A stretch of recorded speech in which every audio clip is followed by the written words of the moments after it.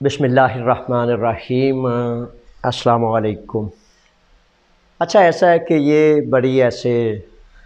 آپس کی بات ہے کہ یہ کرائم کیوں ہوتے ہیں،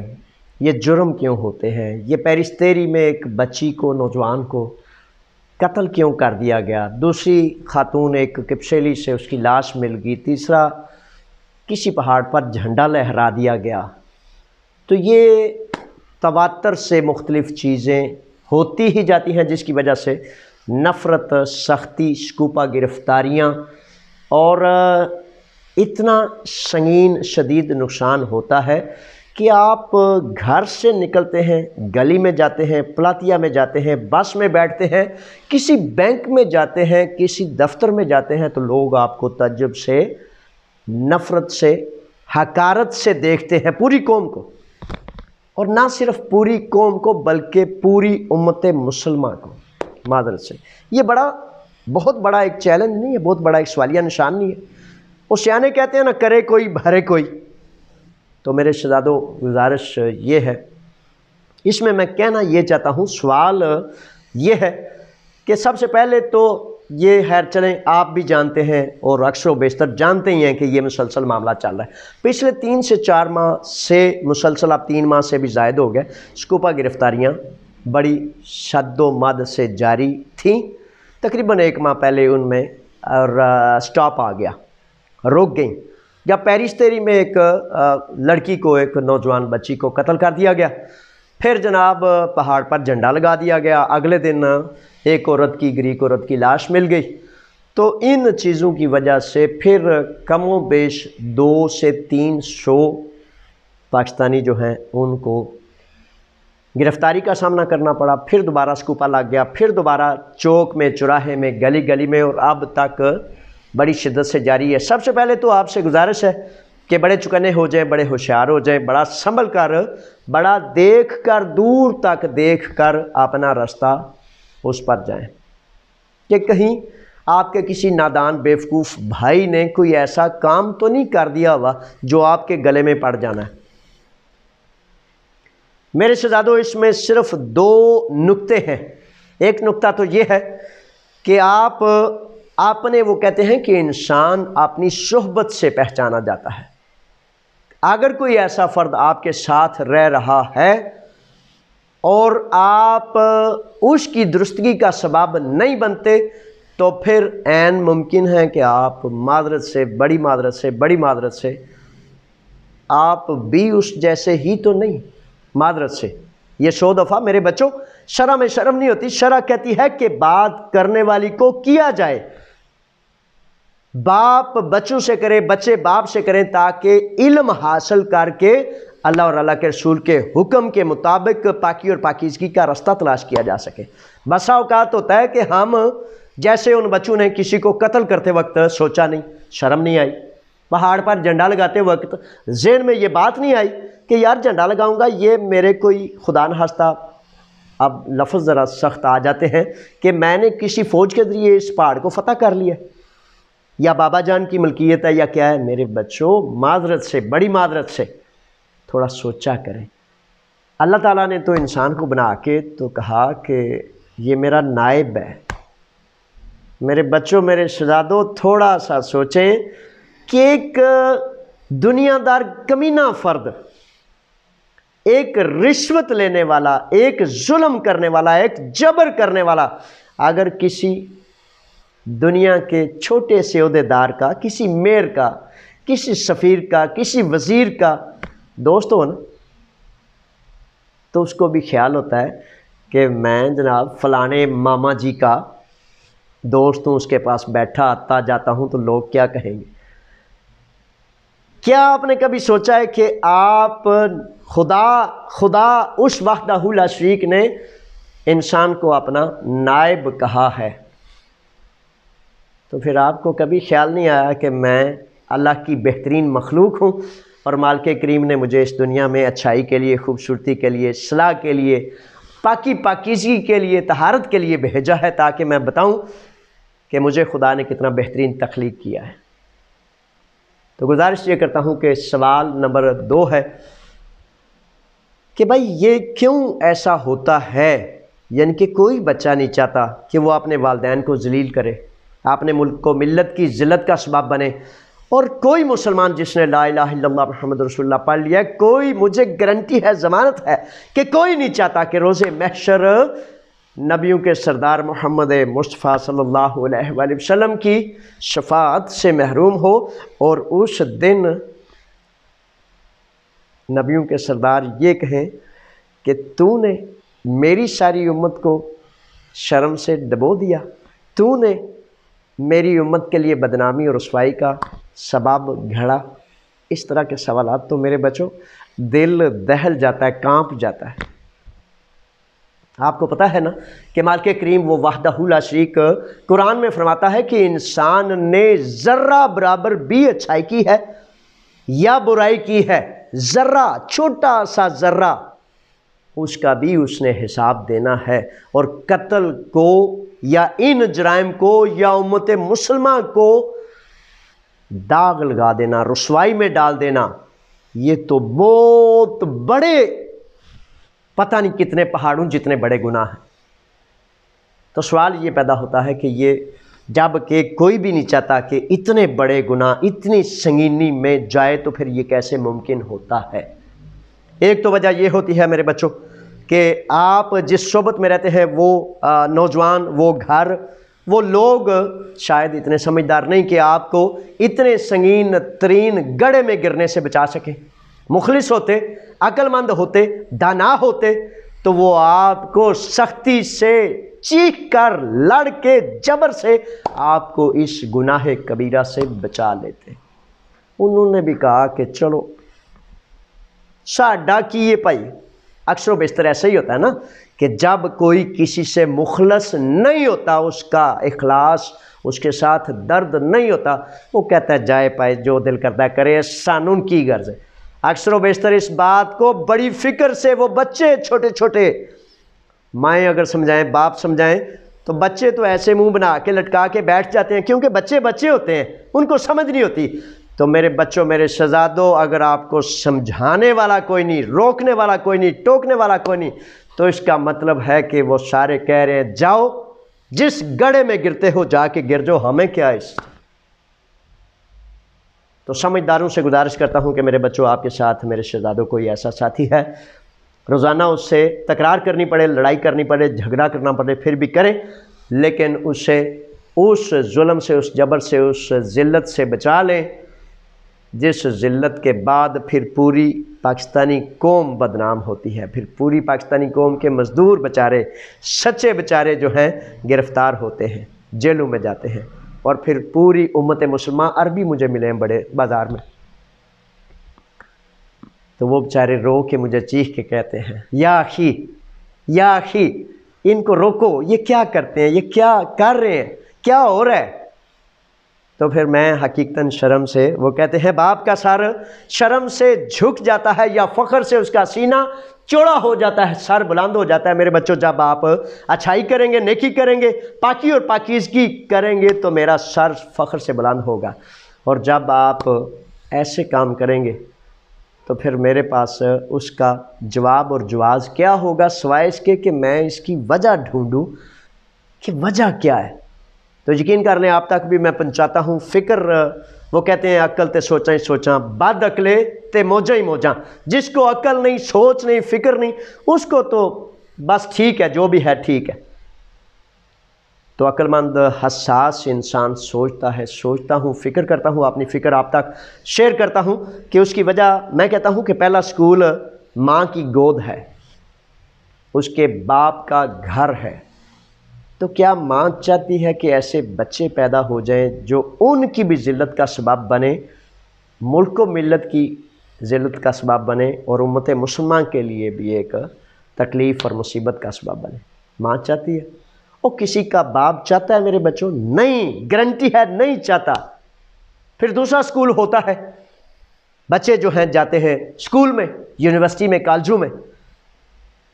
تو میں نے آج تک کوئی ایسا استاد نہیں دیکھا پرسنٹیج کے حوالے سے، اکثریت کے حوالے سے، بہت کم استاد ایسے ہوں گے جن کو احساس نہیں، ورنہ اکثر و بیشتر 90% اساتذہ کرام اس بات کی بڑی فکر کرتے ہیں کہ یہ میرا شاگرد ہے اور جتنا اس کو اچھائی اور خیر کا رستہ میں دے سکوں وہ دوں۔ جب وہ بھی نہیں چاہتے، پھر تیسری یونیورسٹی، تیسرا سکول معاشرہ ہوتا ہے، تیسرا سکول معاشرہ ہوتا ہے۔ اور مجھ سے اکثر و بیشتر چھوٹے بچوں سے لے کر میری عمر کے سفید بالوں والے جو ساری زندگی سیکھتے ہیں، سکھاتے ہیں، وہ بھی پوچھتے ہیں جاوید صاحب یہ کیا ہو رہا ہے، کیوں ہو رہا ہے، کس طرح بچے اس طرح کر جاتے ہیں؟ تو پھر تیسرے سکول کی باری آتی ہے۔ میرے بچوں، آپ کے اور میرے وطن کا نام ہے اسلامی جمہوریہ پاکستان، اور اس میں پھر اب یہ بڑی اصل میں ایک نقطہ ہے جہاں میں بات اپنی کو کلوز کرنے لگا ہوں کہ اکثر و بیشتر آپ دیکھتے ہیں کہ رشوت کے بغیر کام کوئی نہیں ہوتا۔ ایک بڑے لو لیول کے بڑے حقیر چپڑاسی صاحب جو ہیں، وہ بھی اگر کوئی رشوت سے انہیں منع کرے تو وہ کہتا ہے جا جا پائی 10 جنوں 10 نہیں۔ افسر، سپاہی، تھانے دار صاحب تو یہ تو بڑے مامہاں قسم کے مطلب ہے وہ ہوتے ہیں نا، جو پھر چوری، ڈکیتی، رشوت، بدماشی، ظلم، جبر، لوٹ گھسوٹ سب کچھ جائز ہے۔ آپ انکوائری نہ کریں، آپ لمبا چوڑا کو کھاتا نہ کھولیں، آپ کے ارد گرد 2-4 جو ہیں دانے ان کو چیک کر لیں۔ جب یہ معاملہ ہوتا ہے تو میرے وہ بچے، وہ نوجوان، وہ شہزادے، وہ میرا کل، وہ میری روشنی، وہ میرے وطن کا کل، وہ امت مسلمہ کا کل، وہ اچھے بچے ہوتے ہیں۔ ان کی ماں نے، ان کے باپ نے، ان کے استاد نے انہیں اچھائی کا رستہ بتایا اور پڑھایا ہوتا ہے۔ اور پھر ایک سٹیج آتی ہے جب وہ 18، 19، 20 سال، 15 سے اوپر جاتے ہیں، 25 کے دوران یہ جو 10 سال ہوتے ہیں اس میں پھر وہ اپنے معاشرے میں دیکھتے ہیں کہ ایک شریف زادہ ہے، ایک پاکیزہ نوجوان ہے، ایک بہت ذہین بچہ ہے، اس نے ماسٹرز کر لیا، اس نے گریجویشن کر لی، اس نے MBA کر لیا، اس نے پتہ نہیں کیا کیا کر لیا، لیکن وہ شریف زادہ ہے، وہ پاکیزہ انسان ہے۔ کسی بھی محکمے میں وہ جاتا ہے، کسی بھی جگہ پر وہ جاتا ہے، یا اس سے رشوت طلب کی جاتی ہے یا اس سے کسی بہت بڑے بدماش کی سفارش طلب کی جاتی ہے۔ چپڑاسی سے لے کر حاجی صاحب تک جہاں جس طرح سے بھی کسی نہ کسی کی سفارش ہے، یعنی کہ جس معاشرے میں نیکی کو، پاک بازی کو، معیار کو، اچھائی کو، لائق ہونے کو، بہت ذہین ہونے کو، بہت زیادہ نمبرز لینے کو کسی کھاتے میں نہ لکھا جاتا ہو اور صرف سفارش اور رشوت کو لکھا جاتا ہو، یہ وہ نقطہ ہے میرے بچوں جہاں پھر وہ بچے کہتے ہیں کہ کیا کرنا ہے ایسی شرافت کا، کیا کرنا ہے ایسی ایمانداری کا، کیا کرنا ہے میں نے اس پڑھائی کا کہ رشوت کے لیے قتل و غارت کرنے کے بعد، ظلم و جبر کرنے کے بعد، کسی بدماش کے ساتھ لگ جانے کے بعد میں یہ سب کچھ حاصل کر سکتا ہوں۔ یہ وہ نقطہ ہے، تحقیق کر لیں کہ یہ وہ نقطہ ہے جس کی وجہ سے بچے بگڑ جاتے ہیں، بدماش بن جاتے ہیں، ظلم و جبر کرنا سیکھ جاتے ہیں، کیونکہ معاشرہ انہیں سروائیو نہیں کرنے دیتا۔ علماء اکرام محققین کہتے ہیں کہ بیج جس نسل کا، جس بھی اچھائی کا ہوگا وہ اگے گا، لیکن جب اگ آتا ہے نا، بیج پیدا ہو جاتا ہے، تو پھر معاشرے میں جو فضا ہے وہ فضا اسے وہ ہی بنا دے گی جو وہ فضا موجود ہے۔ تو اس لیے وہ بچے 15 سے 25 سال کے دوران یہ سب کچھ جب سیکھ جاتے ہیں کہ کسی سفیر صاحب کے ساتھ، کسی FIA والے کے ساتھ، کسی سپاہی کے ساتھ، کسی تھانے دار کے ساتھ، کسی افسر چھوٹے بڑے، کسی بہت بڑے رشوت خور کے ساتھ اگر چلنا ہے تو پھر یہ شرافت، یہ پاک بازی، یہ نیکی، یہ ہر چیز چھوڑنی پڑے گی، اور جس طرح وہ افسر کہے گا اس طرح کرنا پڑے گا۔ پھر وہ شرافت کا وہ بیچارہ ایک ٹوکرا جو ہے وہ سائڈ پہ رکھ دیتا ہے اور غلاظت کا ٹوکرا اٹھا کر چل پڑتا ہے۔ اس لیے پھر وطن سے پردیش میں آ کر بھی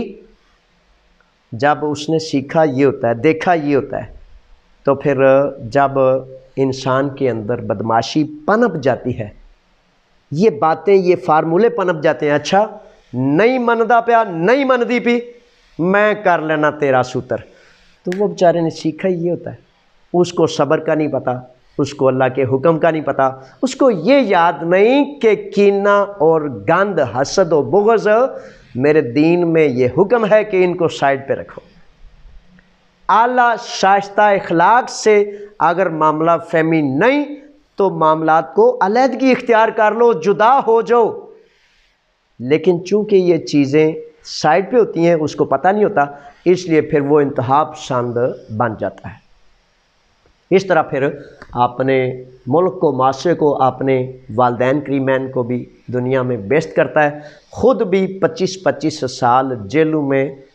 ذلت اور رسوائی کی زندگی بسر کرتا ہے، اور پھر امت مسلمہ پوری عرب و عجم اس کے بیچارے کے ایک فعل سے یہ ہوتا ہے۔ میرے بچوں، گزارش یہ ہے، اللہ تعالیٰ آپ کو عزتوں والی زندگی عطا فرمائے۔ میری فکر صرف یہ ہے کہ آپ کو میں اس ذلت کے رستے پر نہیں دیکھ سکتا،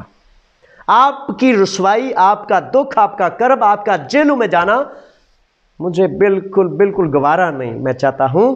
کہ آپ عزتوں والے بنیں، میں آپ کا سر ماتھا چوموں، میں ساری دنیا کو کہوں کہ دیکھو میرے بچے، میرے پاکستانی قوم کے شیر، میرے نوجوان کتنے با اخلاق ہیں، کتنے با کردار ہیں، اور یہاں پردیش میں سارے لوگ کہیں کہ ہاں جاوید اسلم تمہاری قوم کے یہ جو بچے ہیں دیکھو کتنا بہترین کردار ادا کریں۔ خدا وحدہ لا شریک کو حاضر و ناظر جان کے کہتا ہوں کہ ہم ماندرا میں جب گئے نا، سیلاب آیا ہوا تھا، تو تقریباً 100-150 بچے ہمارے ساتھ تھے، بڑے سارے بچے مجھے ذہن میں آ رہے ہیں، بڑے سارے 40 سے 50 ٹی وی چینل یونانی موجود تھے۔ تو وہاں خریسی افگی آ گئی، تو خریسی افگی ڈنڈے سوٹے چھروں والی گنڈا جماعت ہے، بدماش لوگ ہیں، تو انہوں نے وہاں ماگولا، ماندرا، جہاں سیلاب کیچڑ سے گھر بھر گئے تھے، وہ بزرگ خواتین و حضرات یونانی جو تھے بیچارے باہر سڑکوں پر بیٹھے تھے، تو خریسی افگی کے گنڈا جماعت نے پتہ نہیں کئی ٹرک سامان جو مدد کا وہ لایا، تو ان کو کہتے ہیں کہ ان پاکستانیوں کو یہاں سے نکالو، ہم سارا کام کریں گے۔ تو وہ مائیاں بابے پتہ ان کو ٹوٹ کے پڑ گئے، انہوں نے کہا آدھے فیگے پودو تیر تھا تے تورا، مائیاں بابے ایسے ان کے پیچھے پڑ گئے کہ ڈانگ، سوٹا، پتھر، اینٹ ان کو مارنے لگے۔ کہا نکل جاؤ، یہ جاوید اسلم، یہ پاکستانی قوم کے بچے 2 ماہ سے مسلسل ہمارے سروں پر سائبان بنے ہوئے ہیں، ہم گھروں سے باہر بیٹھے ہیں، اور یہ ہمارا جو سارا تباہ حالی کا معاملہ ہے اس میں ہماری مدد اور معاونت کر رہے ہیں۔ یقین کر لیں کہ پھر یہاں کے منسٹر نے، کروپولیس نے ایک ایوارڈ کی تقسیم کی، اور اس نے کہا یونان میں بسنے والی تمام اقوام سے برتر و اعلیٰ بہترین پاکستان کمیونٹی اتحاد یونان۔ 1 دفعہ نہیں، 2 دفعہ نہیں، 100 دفعہ یہ ممکن ہوا ہے۔